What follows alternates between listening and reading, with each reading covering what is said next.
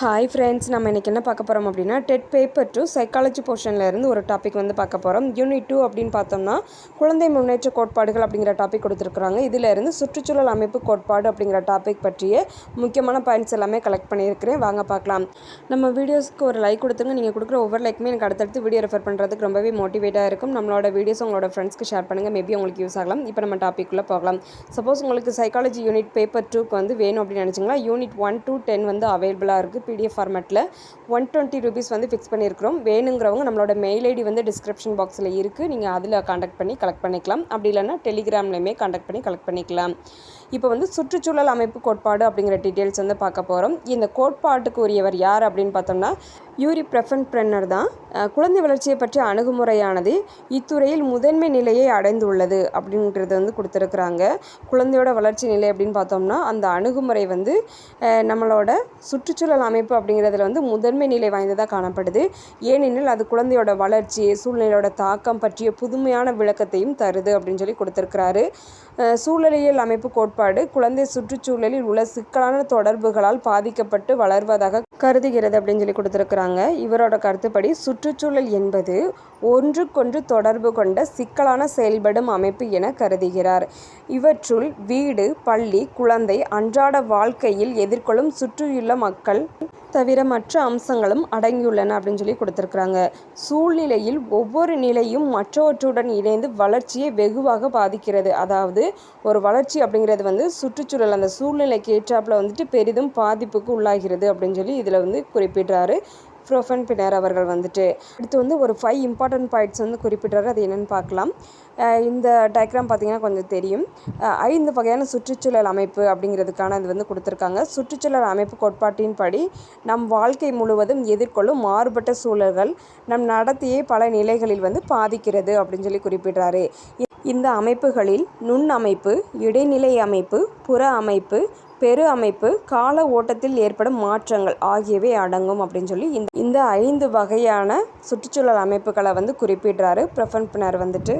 அடுத்து ஒவ்வொரு டாப்பிக்கும் வந்து உள்ள டீட்டெயில்ஸ் பார்க்கலாம். நுண் அமைப்பு அப்படின்னு எடுத்துக்கிட்டோம்னா சூழ்நிலையின் உள்பகுதியில் உள்ள இந்த நுண் அமைப்பு குழந்தையின் நேரடி சூழலில் நடைபெறும் செயல்கள், தொடர்பு முறைகள் ஆகியவற்றை வந்து அடிப்படையாக கொண்டதுன்னு குறிப்பிடுறாரு. நம் வாழ்வில் நம்மை சுற்றியுள்ள நேரடி சூழல் தான் இது. இந்த அமைப்பில் நம்முடன் நேரடி தொடர்பு உள்ள குடும்பம், நண்பர்கள், சக மாணவர்கள், ஆசிரியர்கள், அருகில் வசிப்பவர்கள் ஆகியோர் இதில் அடங்குவர் அப்படின்னு சொல்லி கொடுத்துருக்குறாங்க. இதில் உள்ளோருடன் நாம் நேரடியாக தொடர்பு கொள்கிறோம். இக்கோட்பாட்டின்படி நாம் மற்றவர்களுடன் பழகும்போது வெறும் அனுபவங்களை பெறுபவர் மட்டுமல்ல, நாமும் அந்த சூழலை உருவாக்குவதில் பங்கு கொள்கிறோம் அப்படின்னு சொல்லியுமே இதில் குறிப்பிடுறாங்க. இதுதான் நுண் அமைப்பு அப்படிங்கிறத வந்து கொடுத்துருக்குறாங்க. இதில் வந்து நேரடியாக அதில் வந்து என்ன சொல்கிறாங்க அப்படின்னா குழந்தையோட நேரடி சூழலில் நடைபெறும் செயல், அந்த தொடர்பு அப்படிங்கிறத அடிப்படையை வச்சு செயல்படுது. அதாவது ஃபஸ்ட்டு குடும்பம், நண்பர்கள், சக மாணவர்கள், இந்த மாதிரி நம்ம குழந்தைகளோட சுற்றி உள்ள அன்பர்கள் வந்து இதில் வந்து இடம்பெறாங்க அப்படிங்கிறது வந்து நுண் அமைப்பு அப்படிங்கிற பாயிண்ட்ஸில் வந்து இடம்பெறுது. அடுத்து இடைநிலை அமைப்பு அப்படின்னு பார்த்தோம்னா இது வந்து 2வது நிலையாக காணப்படுது. இந்த 2வது நிலையில் உள்ள இந்த அமைப்பில் வீடு, பள்ளி, சுற்றுப்புறத்திலுள்ளோர் இவற்றுக்கிடையே உள்ள தொடர்புகள் அடங்கியுள்ளன. இந்த இடைநிலை அமைப்பில் நம் வாழ்வின் நுண் அமைப்புகளுடன் கூடிய உள்ள தொடர்பும் உள்ளடங்கியிருக்கு அப்படின்னு சொல்லி குறிப்பிடுறாங்க. இதன் பொருள் பார்த்தோம்னா நமது குடும்ப அனுபவங்கள் நமது பள்ளி அனுபவத்துடன் தொடர்பு கொண்டிருக்கலாம் என்பதாகும். உதாரணமாக இப்போ எக்ஸாம்பிள் பார்த்தோம்னா பெற்றோரால் ஒதுக்கப்பட்ட ஒரு குழந்தை தம் ஆசிரியர் பற்றி ஒரு நல்ல நோக்கை வளர்க்க வாய்ப்பு அப்படிங்கிறது வந்து மிக மிக குறைவு அப்படிங்கிறத வந்து குறிப்பிட்டாரு. மேலும் இக்குழந்தை தன் நண்பர்களிடையே பழகும்போது மதிப்பு குறைவானவராக தன்னை எண்ணி சக மாணவர்களிடமிருந்து விலகி செல்ல முடிவும் செய்யலாம் அப்படிங்கிறதுமே இவங்ககிட்ட காணப்படும் அப்படின்னு சொல்லி குறிப்பிடுறாங்க. அடுத்து 3வதான புற அமைப்பு அப்படிங்கிறதுல பார்த்தோம்னா இந்த சமூக அமைப்பில் குழந்தைகள் இல்லையாயினும் குழந்தைகளின் அனுபவங்களை வந்து பாதிக்கிறது அப்படிங்கிறதுமே குறிப்பிடுறாரு.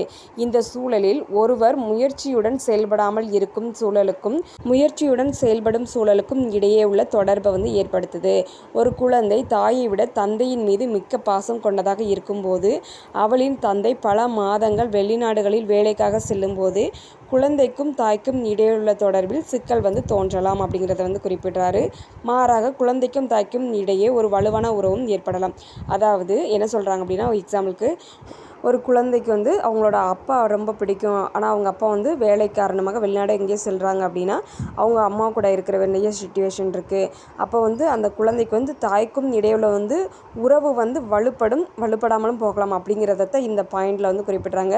2 பேத்துக்கும் இடையே உள்ள தொடர்பில் வந்து சிக்கல் தோன்றலாம். அப்படி இல்லைன்னா மாறாக குழந்தைக்கும் தாய்க்கும் இடையே உள்ள ஒரு வலுவான உறவும் அப்படிங்கிறது வந்து ஏற்படலாம் அப்படிங்கிறதுமே இந்த புற அமைப்பு அப்படிங்கிறதுல வந்து இடம்பெறுது.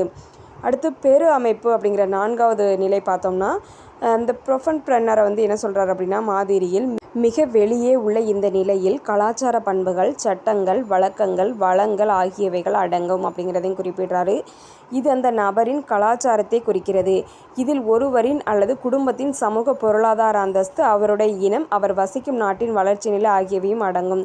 உதாரணமாக, ஏழை குடும்பத்தில் பிறந்தால் தினமும் கடுமையாக உழைக்க வேண்டியிருக்கும் அப்படிங்கிறது தான் இந்த பெரு அமைப்பு அப்படிங்கிறதுல வந்து இடம்பெறுது. அடுத்து 5வது பாயிண்ட் பார்த்தோம்னா, கால ஓட்டத்தில் ஏற்படும் மாற்றங்கள் அப்படிங்கிறத வந்து குறிப்பிடுறாரு. இதில் ஒருவர் வாழ்க்கையில் ஏற்படும் மாற்றங்கள், ஒருவரின் ஆயுளில் மாற்றங்கள் ஆகியவை அடங்கும் அப்படிங்கிறத சொல்கிறாரு.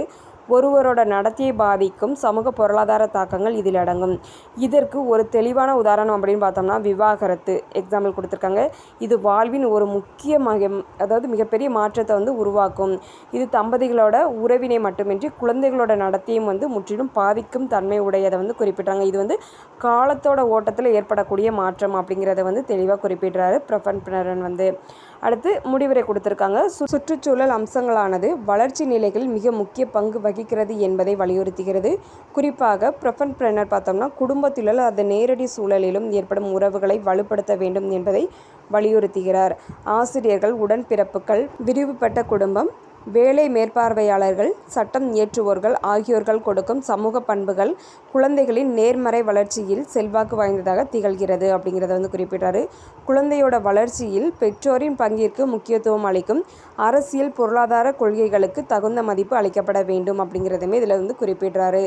இப்போ வந்து நம்ம சுற்றுச்சூழல் அமைப்பு கோட்பாடு அப்படிங்கிறத பற்றின ஃபுல் டீட்டெயில்ஸ் பார்த்துட்டோம். எதுவும் டவுட் இருந்துச்சுன்னா கமெண்ட் பாக்ஸில் கமெண்ட் பண்ணுங்கள். நம்மளோட வீடியோ உங்களுக்கு யூஸ்ஃபுல்லாக இருந்துச்சுன்னா ஒரு லைக் கொடுத்துருங்க. நீங்கள் கொடுக்குற ஒவ்வொரு லைக்குமே எனக்கு அடுத்தடுத்து வீடியோ ரெஃபர் பண்ணுறதுக்கு ரொம்பவே மோட்டிவேட்டாக இருக்கும். நம்மளோட வீடியோவை உங்களோட ஃப்ரெண்ட்ஸ்க்கு ஷேர் பண்ணுங்கள், மேபி அவங்களுக்கு யூஸ் ஆகலாம். நம்ம சேனலை லைக் பண்ணுங்கள், ஷேர் பண்ணுங்கள், சப்ஸ்கிரைப் பண்ணுங்கள். Thank you friends, all the best.